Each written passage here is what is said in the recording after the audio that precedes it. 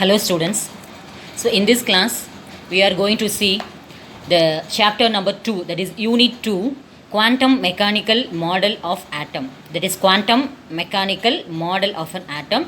In the earlier classes, that is in lower classes, you already studied about that atom, then subatomic particles, then structure of proton, then neutron and electron, their mass. So everything you have already studied in the lower classes. So here we are going to see about the atomic models. So those scientists, they gave their own idea for the structure of an atom. So various atomic models such as Rutherford, Bohr model, then quantum model, etc. Then we are going to see about the dual behavior of matter. So in deep I will explain. So dual behavior of matter, that means any substance which contains two types of property, that is called as a dual behavior, and de Broglie equation and solve numerical problems related, then Heisenberg's uncertainty principle. So in this about only 4 points, that is 4 objectives only we are going to see in today's class. See, one scientist, that is namely Erwin Schrödinger, he was awarded the Nobel Prize for the discovery of new productive forms of atomic theory. So mainly in lower classes, what are the atomic models we are studied is will be discussed in the introduction part of this chapter. So let us recall the history of the development of atomic models from the previous classes. See, the word atom means, which is derived from the Greek word atomio, that is atomio, meaning non-divisible particle. So non-divisible particle means in the olden days, that is John Dalton was a scientist who explained that atom is an indivisible particle. That means we cannot split them into proton, electron and neutron. But later it was discovered that there will be some subatomic particles are there. So that is John Dalton's theory was failed out.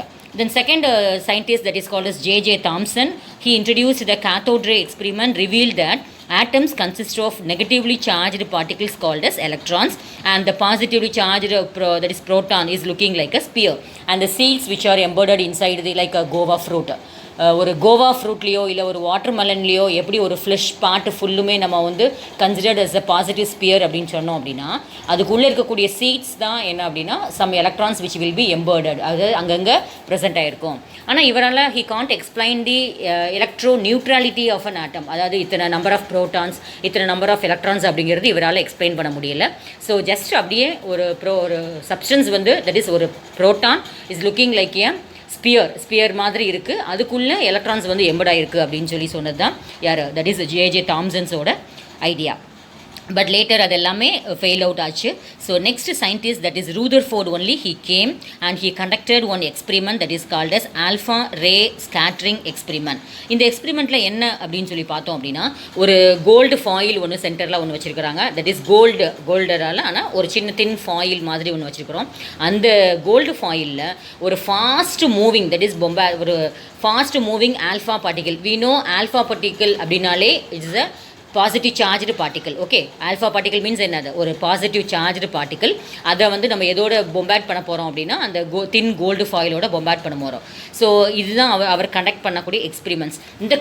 இந்த experiment மூலயமா அவர் என்ன observe பண்ணார், கடைசியில் என்ன theory கொண்டு வந்தார் அப்படிங்கிறத next we will go into. This is the most, that is this picture which shows that the alpha ray scattering experiment by Rutherford. C, அந்த பிக்சரில் பார்த்தோம் அப்படின்னா அதுலேருந்து எமிட் ஆகக்கூடிய தட் இஸ் ஆல்ஃபா பார்ட்டிகல்ஸ் எல்லாம் அப்படியே அந்த கோல்டு ஏயு அப்படின்னு போட்டிருக்கிறது வந்து கோல்டில் போய் விழும்போது ஃபால் ஆகும்போது அதுலேருந்து என்ன அப்படின்னு சொன்னால் சம் ரேஸ் ஆஃப் லைட் என்ன செய்யும் அப்படின்னு சொன்னால் அப்படியே பாஸ் அவுட் ஆயிரும், சம் ரேஸ் வந்து டெஃப்ளெக்ட் ஆகுது. புரியுதா? ஸோ சம் ரேஸ் வந்து என்ன செய்யும், அப்படியே கம்ப்ளீட்லி என்ன ஆயிடுது, ஃபுல்லுமே பாஸ் ஆயிடுது. ஒரு ஃபியூ ரேஸ் மட்டும், 1 or 2 ரேஸ் மட்டும் என்ன ஆயிடுது, அகைன் என்ன ஆகிடுது, டெஃப்ளெக்ட் ஆகுது. தட் இஸ் திருப்பி நமக்கு அனுப்பின பாதையிலேயே திருப்பி ரிட்டர்ன் வருது. ஸோ இதுதான் அந்த எக்ஸ்பெரிமெண்ட்டு. இந்த எக்ஸ்பெரிமெண்ட் மூலயமா என்ன மீனிங் அப்படின்னா, தட் இஸ் அப்சர்வேஷன்ஸ் என்ன அப்படின்னா, most of the alpha particles passed through the foil. நமக்கு தெரியும் ஆல்ஃபா பார்ட்டிகளோட சார்ஜ் பாசிட்டிவ் சார்ஜ். ஸோ நிறைய ஆல்ஃபா பார்ட்டிகல்ஸ் எல்லாமே அப்படியே பாசிங் த்ரூ ஆகுது அப்படின்னா என்ன மீனிங். ஸோ அப்போ அந்த கோல்டு ஃபாயிலில் மேக்ஸிமம் நம்பர் ஆஃப் ஸ்பேஸ் வந்து என்ன ஸ்பேஸ், as an empty ஸ்பேஸாக தான் ப்ரெசென்ட் ஆகிருக்கு அப்படின்னா. And some of them were deflected through the small angle. Some rays வந்து என்ன ஆயிடுது, டெஃப்ளெக்ஷன்ஸ் ஆகுது. அப்போ இதுலேருந்து என்ன தெரியுது, that region only having a nucleus. So nucleus அப்படிங்கும்போது டெஃபினட்டாக அதில் வந்து ப்ரோட்டான்ஸ் அண்ட் நியூட்ரான்ஸ் ப்ரெசென்ட் ஆகிருக்கும். ஸோ அப்படி ப்ரோட்டான்ஸ்க்கு பாசிட்டிவ் சார்ஜஸ் இருக்கிறதுனால தான் நம்ம அனுப்புகிற அந்த ஆல்ஃபா ரேஸ் வந்து என்ன ஆயிருது, டெஃப்ளெக்ஷன் ஆகுது. அப்போ ஒரு ஆட்டம் அப்படின்னு கன்சிடர் பண்ணோம் அப்படின்னா சென்டர் ஆஃப் தி பார்ட்டில் மட்டும்தான் ஸ்மால் பால், லைக் சின்ன ஒரு கிரிக்கெட் கிரவுண்டில் எப்படி ஒரு பால் வந்து சென்டரில் இருக்குமோ அது மாதிரி ஒரு பெரிய பெரிய எம்டி ஸ்பேஸ் உள்ள ஒரு ஆட்டமில் சென்டரில் மட்டும்தான் என்ன இருக்குது, நியூக்ளியஸ் ப்ரெசென்ட் ஆகிருக்கு. அந்த நியூக்ளியஸில் தான் ப்ரோட்டான் இஸ் ப்ரெசென்ட். அதனால தான் some of the alpha rays are, that's second point, some of them were deflected through a small angle. And third one, a very few alpha particles were reflected back by 180 degree. Some rays அப்படியே கரெக்டாக என்ன ஆகிருது, straight லைனில் போன பாதியிலேயே அப்படி கம்ப்ளீட்டாக return ஆகுது. அந்த ஏரியாவில் தான் நம்ம என்ன சொல்கிறோம், ப்ரோட்டான்ஸ் வந்து மேக்ஸிமம் ஸ்ட்ரென்த்தில் அங்கே ப்ரெசென்ட் ஆகிருக்கு அப்படிங்கிறோம். So this is the observations which is observed by the Rutherford by conducting the thin gold foil. See, based on these observations he came to a conclusion. என்ன அப்படின்னு சொல்லி பார்த்தோம் அப்படின்னா, see, propose that in an atom there is a tiny positive charged nucleus and the electrons are moving around the nucleus with a high speed. நம்ம அப்படியே என்ன செய்யும் அப்படின்னா, இப்போ சென்டர் ஆஃப் த நியூக்ளியஸில் இருக்குது, அந்த எலக்ட்ரான்ஸ் எல்லாமே அப்படி கண்டினியூஸாக ரவுண்டில் வந்துகிட்டே இருக்குது. பட் ஈவன் தோ அப்படி இருந்தாலும் இப்போ நம்ம எலக்ட்ரான்ஸ் வந்து இப்போ நம்மளே இருக்கிறோம், ஒரு பர்டிகுலர் பிளேஸில் இருந்துக்கிட்டு நம்ம அப்படியே நம்மளே ரிவால்வ் பண்ணிகிட்டே இருந்தோம், ரொட்டேட் பண்ணிகிட்டே இருந்தோம், revolving as well as rotating பண்ணிகிட்டே இருந்தோம் அப்படின்னா finally we lose its energy and fill down. So இதே மாதிரி தான் எலக்ட்ரான்ஸ் என்ன ஆகும் அப்படின்னா, whether it is present in the last shell or third shell or first shell, so அப்படியே ரிவால்வ் ஆகி கடைசியில் it loses all its energy and finally fall in to the nucleus. So stability of the electron cannot explained by Rutherford. இதுதான் அவரோட main drawback. That is limitations of Rutherfordங்கிறது என்ன அப்படின்னா, that is the moving electron in an atom should continuously lose its energy and finally collide with the nucleus, resulting in the collapse of the atom. So atom என்ன ஆயிருது, collapse ஆயிருது. So stability cannot be explained. இது மட்டும் இல்லாமல் this model does not explain the distribution of electron around the nucleus. ஒரு அது electrons அதோட distribution means என்ன, ஃபஸ்ட் ஷெல்லில் இருக்கா, செகண்ட் ஷெல்லில் எத்தனை எலக்ட்ரான்ஸ் இருக்குது அப்படிங்கிற மாதிரி ஒரு டிஸ்ட்ரிபியூஷனே இல்லாத அளவுக்கு நமக்கு வந்து எக்ஸ்பிளைன் பண்ண முடியல யாரால, ரூதர்ஃபோர்ட். ஸோ 2 பாயிண்ட் தான் மெயினாக. That means a moving electron lose all its energy while revolving around the nucleus, அது ஒரு point, and collapse the atom. Then second point, it does not explain the distribution of electrons around the nucleus and their energy. So these are the two limitations of Rutherford's Next model. Comes to Bohr atom model. So Rutherford இல்லை, அவரோட theories எல்லாம் fail out ஆயிடுச்சு. So next who came அப்படின்னு பார்த்தோம்னா Bohr, Niels Bohr atom model. The work of Planck and Einstein showed that the energy of the electromagnetic radiation is quantized in units of h mu. That is a Planck's constant. So அதெல்லாம் more important இல்லை. So next point coming to, that is Bohr's atom model அப்படின்னு பார்க்கும்போது first point என்ன, the energies of electron in an atom are quantized. Quantized அப்படின்னா some energy, that means அந்த particular இப்போ first ஷெல்லில் electrons இருக்குது, அந்த எலக்ட்ரான்ஸ்க்கு தேவையான எனர்ஜி இருக்கும். இது செகண்ட் லெவலில் என்ன எலக்ட்ரான் இருந்ததுன்னா அதுக்கு தேவையான எனர்ஜி இருக்கும். இப்போ ஃபார் எக்ஸாம்பிள் இப்போ நம்ம எல்கேஜி ஸ்டூடெண்ட்டு +2 ஸ்டூடெண்ட் இருக்கிறோம். ஸோ எல்கேஜியில் பார்த்தோம் அப்படின்னா அவங்களுக்கு ஏற்ற அந்த ஏஜுக்கு ஏற்ற ஒரு ஐக்யூ பவர் இருக்கும். அதே மாதிரி 12th ஸ்டூடெண்ட்டுக்கும் அதுக்கு ஏற்ற மாதிரி ஒரு ஐக்யூ பவர். அது மாதிரி each and every electron have its own energy, a packet of energy we call it as a quantized. So the energies of electrons in an atom are quantized. So in the question very important, write the postulates of Bohr's atom model. Okay, so the energies of electrons in an atom are quantized. Then second point, the electron is revolving around the nucleus in a certain fixed circular path called as stationary orbit. ஒவ்வொரு எலக்ட்ரானும் தனக்குன்னு ஒரு orbit இருக்கும், அந்த ஆர்பிட்டில் சுற்றி தான் வரும். அந்த ஆர்பிட்டுக்கு பேர் தான் என்ன சொல்கிறோம், they are called as a stationary orbit. Then third, the electron can revolve only in those orbits in which the angular momentum of the electron must be equal to the integral multiple of h/2π. அதாவது mvr அப்படின்னா that is nothing but circumference of the circle. நம்ம ஏற்கனவே தெரியும் circumference of the circle is equal to πr அப்படிமோ, 2πr அப்படின்னு சொல்லுவோம். இங்கே அதே மாதிரி இங்கே என்ன கொடுத்துருக்குறாங்கன்னா MVR, that's R is the radius, Vங்கிறது வெலாசிட்டி, மாஸுங்கிறது மாஸ் ஆஃப் த எலக்ட்ரான். இந்த மூணையும் மல்டிப்ளை பண்ணி வரக்கூடிய ஆன்சர் வந்து NH/2πக்கு ஈக்குவலாக இருக்கணும். அப்படி இருந்தால் மட்டுமே that electron only revolving in those circular orbit. Suppose அந்த வேல்யூ இஸ் நாட் ஈக்குவல் அப்படின்னு சொன்னோம் அப்படின்னா it will be in the maybe first energy லெவலில் இருக்கக்கூடிய எலக்ட்ரான் எங்கே போயிடும், தேர்டுக்கு போயிடலாம், இல்லை ஃபிஃப்த்துக்கு போயிடலாம், இல்லை எனர்ஜியே அந்த ஆட்டமே ஸ்டேபிளாக இருக்காது. Okay, so the electrons can revolve revolve only in those orbits in which the angular momentum, that is mvr, of the electron must be equal to an integral multiple of h by 2 pi. Integral அப்படிங்கிறது the numerical n value h by 2 pi அதுக்கு ஈக்குவலாக இருக்கணும். இதுதான் நமக்கு உள்ள main third point. So இந்த ஈக்குவேஷனை obey பண்ணால் மட்டுமே that electron can revolve only in the fourth point orbits. As long as an electron revolves in a fixed stationary orbit. இப்போ ஒரு எலக்ட்ரான் அதோட ஆர்பிட்லேயே சுற்றி வருது அப்படின்னா it doesn't lose energy. அது எனர்ஜி கண்டிப்பாக லூஸ் பண்ணாது. Suppose when an electron jumps from higher energy லேருந்து lower energyக்கு வந்துச்சு அப்படின்னா it emits some radiations. Suppose when the electron jump from lower energy to higher energy அப்படின்னா it will absorb some energy. So okay, so as long as an electron revolve in a fixed stationary orbit இருந்தால் it does not lose its energy.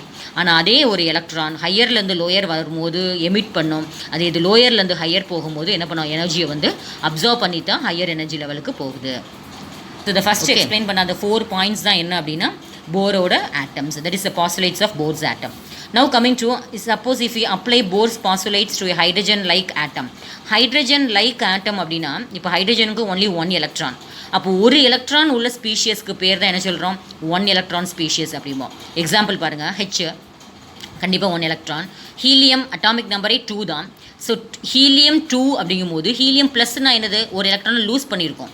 அப்போ டெஃபினட்டாக ஒரு electron உள்ள species. Lithium அதோட atomic number 3, ஆனால் lithium 2+ இருக்குது. கண்டிப்பாக 2 electron போச்சு அப்படின்னா ரிமைனிங் என்ன இருக்கும், ஒரே ஒரு எலக்ட்ரான் தான். ஸோ இந்த மாதிரி உள்ள எலக்ட்ரானுக்கு the radius of the nth orbit and energy of the electron revolving in the nth orbit were derived. அதுக்கு லாஸ்ட் அந்த ஃபைனல் ஈக்குவேஷன் மட்டும் நம்ம படித்தா போதும். அதாவது ஒரு எலக்ட்ரான் ஓட ஒரு nth ஷெல், அதாவது ஃபஸ்ட் ஷெல்லையா செகண்ட் ஷெல்லையா அந்த மாதிரி n represents number of shells. So E represents energy. So எந்த ஆர்பிட்டில், அதாவது எந்த ஷெல்ஸில் இருக்கிற எலக்ட்ரானுக்கு எனர்ஜி எப்படி கண்டுபிடிக்கணும் அப்படிங்கிறது அந்த formula. That is -1312.8 Z² n². அந்த இசட்டுங்கிறது என்ன அப்படின்னா அதோட அட்டாமிக் மாஸ். ஏங்கிறது அட்டாமிக் நம்பர், இசட்டுங்கிறது Z² n² into kilojoule per mole. A அப்படிங்கிறது தட் இஸ் ஏ வந்து நம்ம என்ன சொல்கிறோம், மாஸ் நம்பர் அப்படின்னு சொல்கிறோம். இசட்டுங்கிறது அட்டாமிக் நம்பர். ஸோ அதுலேருந்து நம்ம சப்ட்ராக்ட் பண்ணி, தட் இஸ் டிவைட் பண்ணிட்டோம் அப்படின்னா we get a energy of the electron. So this is the final formula, that is a formula for calculating the electron, that is energy of the electron present in the nth shell, that is nth ஆர்பிட்டில் இருக்கக்கூடிய எலக்ட்ரானுக்கு உள்ள energy calculate பண்ணக்கூடிய formula. இந்த last மட்டும் படித்தா போதும், -312.8 Z² n² kilojoule per mole. இந்த formula வச்சு தான் we are easily calculating the energy of the electron in the nth orbit. இவ்வளோ எக்ஸ்பிளைன் பண்ணியும், that is Bohr's atom model இவ்வளோ பாயிண்ட்ஸ் எக்ஸ்பிளைன் பண்ணியும் அதுலேயும் கொஞ்சம் லிமிடேஷன்ஸ் இருக்குது. ஸோ என்ன லிமிடேஷன்ஸ் அப்படி பார்த்தோம் அப்படின்னா, that is force model is applicable only to species having 1 electron species மாதிரி உள்ளதுக்கு மட்டும்தான் அப்ளிகபிள் ஆகும். அண்ட் செகண்ட் பாயிண்ட் என்ன அப்படின்னா, it was unable to explain the splitting of spectral lines in the presence of magnetic field. அதாவது ஒரு ஆட்டம்ஸை எடுத்து கொண்டு போய் நம்ம மேக்னெட்டிக் ஃபீல்டில் கொண்டு போய் வச்சோம் அப்படின்னா அதுக்கு ஸ்பெக்ட்ரம் எடுத்து பார்த்தோம் அப்படின்னா அதில் வந்து ஸ்பிளிட்டிங் ஆஃப் ஸ்பெக்ட்ரல் லைன்ஸ் மட்டும் நம்ம அதில் பார்க்க முடியும். ஆர் அன் எலக்ட்ரிக்கல் ஃபீல்டு அப்படின்னு சொன்னால் ஸ்டார்க் எஃபெக்ட் அப்படிங்கிறோம்.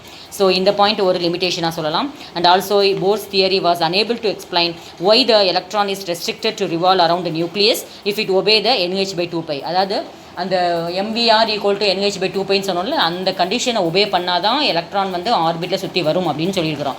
Y this condition is applicable அப்படிங்கிற ஒரு ஒய், அது ஏன் இதுக்கு இந்த ரெஸ்ட்ரிக்ஷன் ஏன் கொடுக்குறோம் அப்படிங்கிறத போர்ஸால் எக்ஸ்பிளைன் பண்ண முடியல. ஸோ ஒன்லி 2 பாயிண்ட்ஸ் தான். So Bohr's atom theory is not applicable to hydrogen-like species because it gives a splitting of spectral line due to the Zeeman as well as Stark effect over point. Then he was unable to explain the electron is restricted to revolve around the nucleus in a fixed orbit, that is the angular momentum of the electron is equal to NH/2π. In the condition, that is MVR = NH/2π அப்படிங்கிற condition, why he gave a restriction to some atoms அது மாதிரி கொடுத்துருக்கிறாரு. why not இது வந்து obey பண்ணலனா என்ன ஆகும் அப்படிங்கிறத he can't able to explain. So these are the limitations of next Bohr's the wave particle duality of matter. அதாவது என்னன்னா, எந்த ஒரு ஆப்ஜெக்ட் எடுத்தாலுமே அதுக்கு வந்து 2 நேச்சர் இருக்கும். இப்போ சப்போஸ் இப்போ ஒரு கையில் ஒரு சின்ன ஒரு பென்சிலோ ஏதோ ஒன்று வச்சுக்கிறோம் கையில். அப்போது அந்த பென்சில் நம்ம கையில் இருக்கிறது அப்படின்னு பார்த்தீங்கன்னா அதுக்கு என்ன ப்ராப்பர்ட்டி இருக்குது அப்படின்னு சொன்னால் ஹேவிங் எ பார்ட்டிக்கிள் நேச்சர். அப்போ பார்ட்டிக்கிள் நேச்சர்னால் என்ன, தட் இஸ் இன்னொன்று என்ன அப்படின்னு சொன்னால் வேவ் நேச்சர். ஸோ 2 பாயிண்ட் உண்டு. ஒன்று வந்து பார்ட்டிக்கிள் நேச்சர், இன்னொன்று வந்து வேவ் நேச்சர். ஸோ பார்ட்டிக்கல் நேச்சர்னால் நம்ம ஒரு ஆப்ஜெக்ட்டு ஒரு பர்டிகுலர் ஸ்பேஸில் ஆக்குப்பை பண்ணி அது தட் இஸ் ஆக்குப்பை பண்ணியிருந்தால், இப்போ நம்மளே ஒரு பிளேஸில் உட்காந்துருக்குறோம். So we are having a particle nature, நம்ம ஒரு இடத்துல ஆக்குப்பை பண்ணியிருக்கிறோம். இது மாதிரி each and every object in the world having a particle nature. And also இன்னொரு நேச்சர் இருக்குது அப்படிங்கிறாங்க, that is called as dual nature. இப்போ அதே பென்சிலை நம்ம எடுத்து அப்படி தூக்கி போடுறோம். ஸோ ஒன் இடத்துலேருந்து இன்னொரு இடத்துக்கு அப்படியே மூவ் ஆகுது பாருங்கள், that is called as dual nature. அப்போ for any objects, not only for proton, electron, neutron, இந்த மாதிரி எல்லா கேசஸ்க்கும், ஃபார் ஆல் மைக்ரோஸ்கோபிக் ஆப்ஜெக்ட்ஸ் எல்லாத்துக்குமே ஹேவிங் ஏ டுவல் நேச்சர். இந்த டுவல் நேச்சர் இருக்குது அப்படிங்கிறத வெரிஃபை பண்ணி அது நமக்கு கரெக்ட் டெரிவேஷனில் கொண்டு வந்த scientist name Louis de Broglie. So Louis de Broglie only நமக்கு இது சொன்னார். பட் இதே டுவல் நேச்சர் வந்து ஒன்லி லைட்டுக்கு மட்டும் இருக்குது அப்படிங்கிறது கண்டுபிடிச்சது வந்து ஆல்பர்ட் ஐன்ஸ்டீன். ஓகே, ஸோ லைட்டுக்கு having a dual nature only velocity, that is light பார்ட்டிகல்ஸுக்கு மட்டும் இருக்குது அப்படின்னு கண்டுபிடிச்சது ஆல்பர்ட் ஐன்ஸ்டீன். பட் லேட்டர் என்ன அப்படின்னா, that is dual character all forms of matter, எந்த பார்ட்டிகல்ஸுக்கும் இருக்கும் அப்படின்னு சொன்னது வந்து லூயிஸ் டி பிராக்லி எக்ஸ்பிளைன் பண்ணது. ஸோ அதுதான் நம்ம இங்கே பார்க்க போகிறோம். That is derive de Broglie equation கேட்டாங்கன்னா is a very very important question. See Planck's quantum hypothesis படி த ஃபஸ்ட் ஈக்குவேஷன் பாருங்கள், that is Planck's quantum hypothesis அப்படின்னா, according to Planck theory, what is the energy of the electron is E is equal to h nu அப்படின்னு சொல்கிறோம். So according to பிளாங்க்ஸோட theory படி energy is equal to h nu. அதில் ஈங்கிறது energy, ஹெச்ங்கிறது that is Planck's constant, mu it is not v, மியூங்கிறது frequency. அப்போது ஒரு பார்ட்டிகளுக்கு வேவ் நேச்சர் இருக்குது அப்படின்னு சொல்கிறது இந்த e equal to h nu. அதே இது ஐன்ஸ்டீன் மாஸ் எனர்ஜி ரிலேஷன்ஷிப், ஐன்ஸ்டீனோட ஈக்குவேஷன் வீணோம் e equal to mc square. இந்த ஈக்குவேஷன் படி ஹேவிங் எ பார்ட்டிகல் நேச்சர் இருக்குன்னு சொல்கிறோம். அப்போ ஒரு பார்ட்டிகளுக்கு வந்து வேவ் நேச்சர் இருந்தால் Planck's theory that is E equal to h nu. அதே இது ஒரு ஒரு பார்ட்டிகளுக்கு வந்து தட் இஸ் பார்ட்டிகல் நேச்சர் இருக்குது அப்படின்னு சொன்னால் தட் இஸ் ஐன்ஸ்டீனோட equation e equal to mc square. இப்போ ரெண்டு ஈக்குவேஷன்லையுமே லெஃப்ட் சைடு ரெண்டுமே same, that is E equal to h nu and e equal to mc square. So left side ரெண்டுமே equal இருக்கிறதுனால ரைட் சைடு ரெண்டையும் ஈக்குவேட் பண்ணுறோம். That is h nu equal to mc square வந்துடுது, that is h nu equal to mc square. But நமக்கு அந்த nu equal to என்ன அப்படின்னு சொன்னால் சி பை லேம்டா, அது நோட் பண்ணி வச்சுக்கோங்க. Nu equal frequency equal to velocity of light by wavelength. அப்போது nu equal to c by lambda.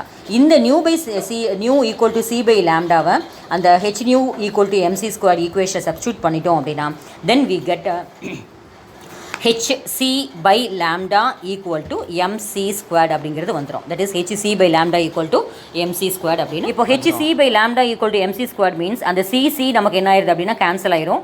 Now we get the equation lambda equal to h by mc. So in the equation 2, this represents the wavelength of photons whose momentum is given by mc ன்னு கொடுத்துருக்கோம். Momentum means என்ன, mass into velocity, that is m into c. Photons have zero rest mass, so அதனால் m into c ன்னு வச்சுக்கிறோம். ஆனால் இது வந்து according to that is Einstein.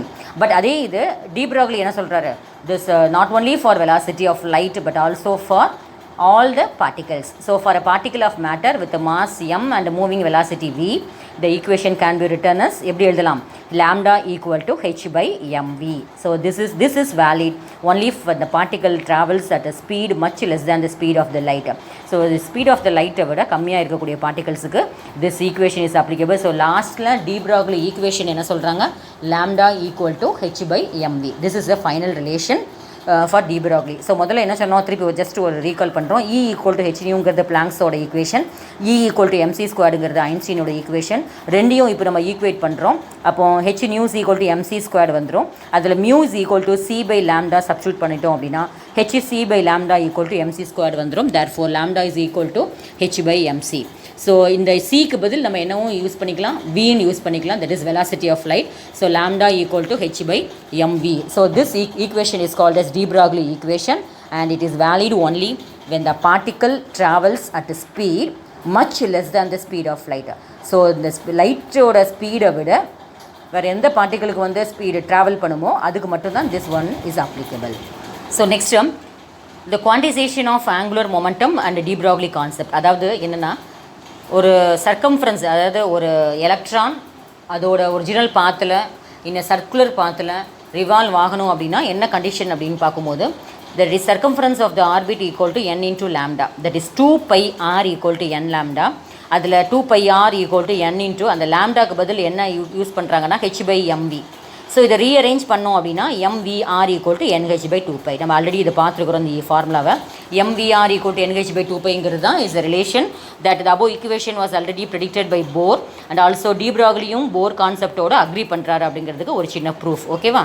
So de Broglie and போர்ஸோட postulates, that is mvr equal to nh/2πக்கு ஒரு that is agreement வந்து between Bohr and de Broglie அப்படிங்கிறது அந்த page. So next Davisson and Germer experiment. நிறைய சயின்டிஸ்ட் வந்துட்டு இருக்காங்க, அவங்களோட ஓன் ஐடியாஸ் எல்லாம் கொடுத்துருக்காங்க. இதில் என்ன அப்படின்னா the wave nature of electron, அதாவது நம்ம சொல்லியிருக்கிறோம் எலக்ட்ரானுக்கு வேவ் நேச்சர் இருக்குது அப்படின்னு சொல்லி. டெஃபினட்டாக இருக்குது. ஸோ அந்த நேச்சர் இருக்குது அப்படிங்கிறத எக்ஸ்பெரிமெண்டல் மூலமாக ப்ரூஃப் பண்ணது யார் அப்படின்னா டேவிசன் அண்ட் ஜெர்மர் ரெண்டு பேருமே. தே அலோட் தி எப்படி இது வந்து it is a really it is a big question, 5 mark question தான். பட் ஷார்ட்டாக இங்கே கொடுத்துருக்குறாங்க. It may be asked in 3 mark கொஸ்டினில் இம்பார்ட்டண்ட்டாக வரலாம். They allowed the accelerated beam of electron to fall on a nickel crystal and recorded the diffraction pattern. அதாவது ஒரு nickel crystal வச்சுருக்குறாங்க, அதில் எதை வந்து அனுப்புகிறாங்க அப்படின்னா ஒரு ஃபாஸ்ட் மூவிங் எலக்ட்ரானை அந்த நிக்கல் கிறிஸ்டல் மேலே நம்ம படுற மாதிரி ஃபால் பண்ணோம் அப்படின்னா அதிலிருந்து நமக்கு என்ன ஆகுது அப்படின்னா டைஃப்ராக்ஷன்ஸ் டேக்ஸ் பிளேஸ்.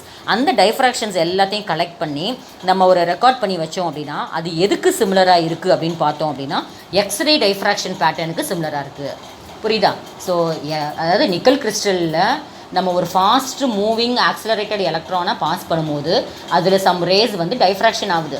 அந்த டைஃப்ராக்டட் ரேஸ் எல்லாத்தையும் ரெக்கார்ட் பண்ணி வச்சு தட் இஸ் நியூட்டன் ரிங்ஸ் மாதிரி ஃபார்ம் ஆகும். இந்த ரிங்ஸ் வந்து எதோட சிமிலராக இருக்குது அப்படின்னு பார்த்தோம்னா எக்ஸ்ரே டைஃப்ராக்ஷன் பேட்டர்ன் மாதிரி சிமிலராக இருக்கிறதுனால ஸோ என்ன கன்க்ளூஷன், சின்ஸ் எக்ஸ்ரேஸ்க்கு வந்து வேவ் நேச்சர் இருக்கிறதுனால டெஃபினட்டாக அப்போ எலக்ட்ரான்ஸ்க்கும் வேவ் நேச்சர் இருக்குது அப்படிங்கிறது இவங்க ப்ரூஃப் பண்ணது. Okay, the last one, we are coming to end of this session, that is Heisenberg uncertainty principle. So இது ரொம்ப ரொம்ப ரொம்ப இம்பார்ட்டண்ட் ஒரு கொஸ்டின். அதாவது ஹைசன்பர்கோட ஒரு அன்சர்டெயின்டி பிரின்சிபிள்னால் என்ன, நடக்க முடியாத ஒரு ரூல் அப்படின்னா என்ன அப்படின்னா, இப்போ நமக்கே தெரியும் ஒரு மூவிங் பஸ் இருக்குது, நல்லா ஃபாஸ்ட்டாக மூவ் ஆகிட்டுருக்கு. அந்த மூவிங் ஆகிட்டுருக்கும் போதே can we measure the weight of the bus, that is total வெயிட்டை ப்ளஸ் அது எவ்வளோ ஸ்பீடில் போயிருக்கு அப்படிங்கிறது நம்மளால் மெஷர் பண்ண முடியுமா? So we can't. அதுதான் ஸ்டேட்மெண்ட்டு. அதாவது ஹைசன்பர்க் என்ன சொல்கிறாருன்னா, எந்த ஒரு பெரிய ஆப்ஜெக்டாக இருந்தாலும், ஒரு ஸ்மால் மைக்ரோஸ்கோபிக் ஆப்ஜெக்டாக இருந்தாலும், it is impossible to measure both the position and the velocity. பொசிஷன்னாலே டெஃபினட்டாக அது மாஸ் தான். So position and the velocity சைமல்டேனியஸாக தனித்தனியாக நம்ம இது பண்ணிக்கலாம், பட் சைமல்டேனியஸ்னால் வி cannot determine. இதுதான் என்னது ஹைசன்பர்கோட uncertainty principle. Okay, see which it is impossible to accurately determine both the position and the momentum of a microscopic particle simultaneously. So the product of the uncertainty in the measurement is explained as follows. del xங்கிறது position, del pங்கிறது momentum. இது greater than or equal to h/4π. கண்டிப்பாக இதோட value வந்து h/4πயோட வேல்யூவோட அதிகமாக இருக்கும். அப்படி இருந்துச்சு அப்படின்னா it is a ஹைசன்பர்கரோட uncertainty principle. So for children we came to an end of this session.